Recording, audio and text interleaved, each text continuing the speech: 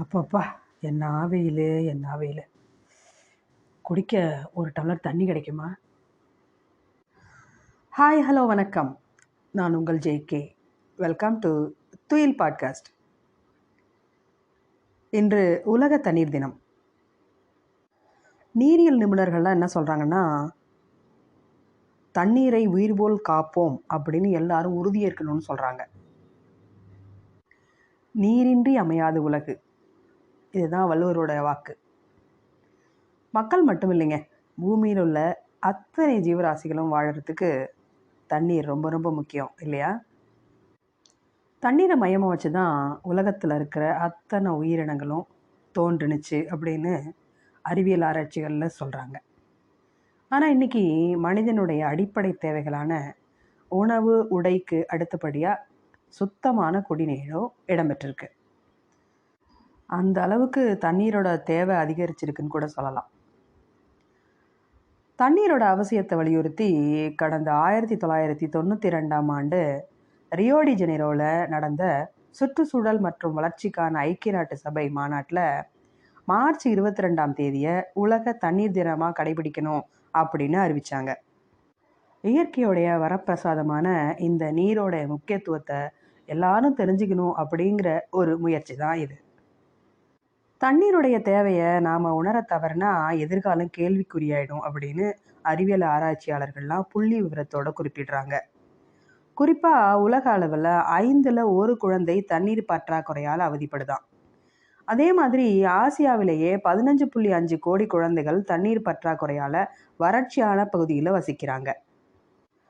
நாட்டில் 6.85 கோடி மக்கள் போதுமான தண்ணி வசதி இல்லாத காரணத்தினால தன்னுடைய வசிப்பிடங்களிலிருந்து இடம்பெயர்ந்து வேறு இடங்களுக்கே போயிருக்காங்கன்னா பார்த்துக்கோங்க.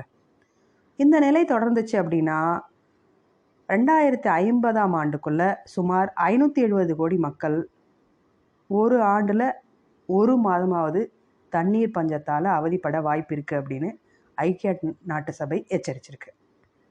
நீரினுடைய முக்கியத்துவத்தை கருத்தில் கொண்டு வருகின்ற 2030ஆம் ஆண்டுக்குள்ளே உலக மக்கள் அனைவருக்கும் தரமான குடிநீர் மற்றும் சுகாதாரமான சூழ்நிலையை வழங்குறதுக்கு இவங்க ஒரு முக்கிய முடிவெடுத்திருக்காங்க. இதுக்காக ஒவ்வொரு ஆண்டும் ஒரு கருப்பொருளை மையமாக கொண்டு தான் இந்த தண்ணீர் தினம் கொண்டாடப்பட்டு வருது. அந்த வகையில் இந்த 2023ஆவது வருஷத்திற்கான தண்ணீர் தினத்தினுடைய தீம் என்னன்னு பார்த்தீங்கன்னா, மாற்றத்தை துரிதப்படுத்துதல். நீருக்கான இந்த பிரச்சாரம் ஐநா ஏஜென்சிகளால் ஒவ்வொரு வருஷமும் முன்வைக்கப்பட்டு வருது. இதுக்கு பல்வேறு காரணங்கள் இருக்குது.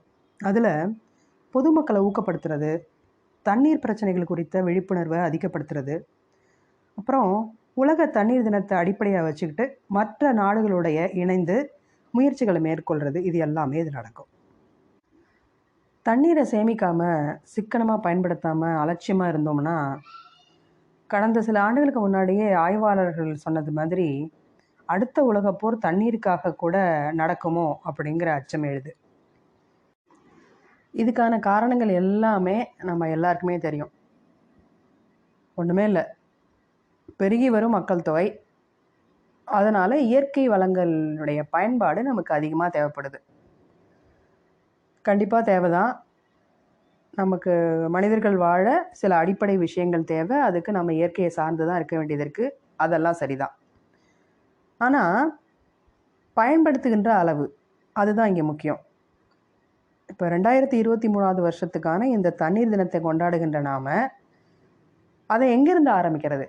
தண்ணீருடைய பயன்பாட்டை கட்டுப்படுத்துறதுக்கு எங்கேருந்து தொடங்குறது? அது ரொம்ப சிம்பிள்.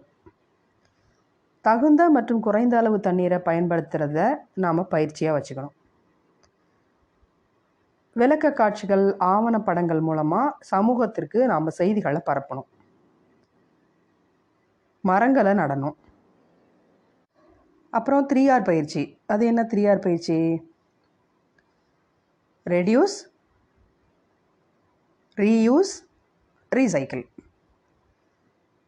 தேவைகளை குறைச்சிக்கிறது, மீண்டும் பயன்படுத்துறது, அப்புறம் மறுசுழற்சி செய்கிறது.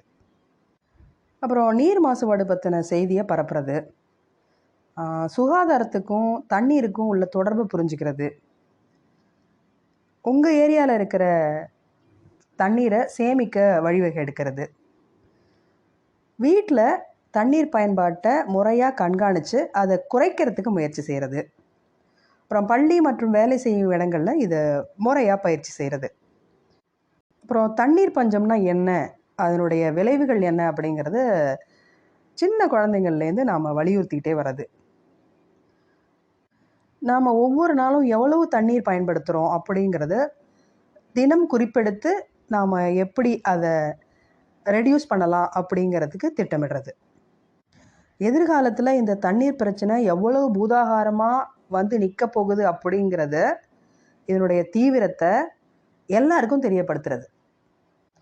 அதாவது நம்ம எல்லைக்கு உட்பட்டு எந்தெந்த விஷயத்தெல்லாம் கட்டுப்படுத்தலாமோ, தண்ணீரை சேமிக்க, அதை பாதுகாக்க, அது எல்லாமே மேற்கொள்ளலாம். குறிப்பாக காலையில் ப்ரஷ் பண்ணும்போது எப்போ தண்ணி தேவைப்படுதோ அப்போ டேப்பை திறந்து யூஸ் பண்ணுறது. அப்புறம் மோட்டார் போட்டுட்டு ஓவர்ஃப்ளோ ஆகி வழிய விடாமல் மோட்டரை அப்பப்போ ஆஃப் பண்ணிக்கிறது. அங்கேருந்து தொடங்கினாலே போதும். இது இன்றைக்கி ஒரு நாளைக்கு மட்டும் கடைபிடிக்கக்கூடிய விஷயம் இல்லை.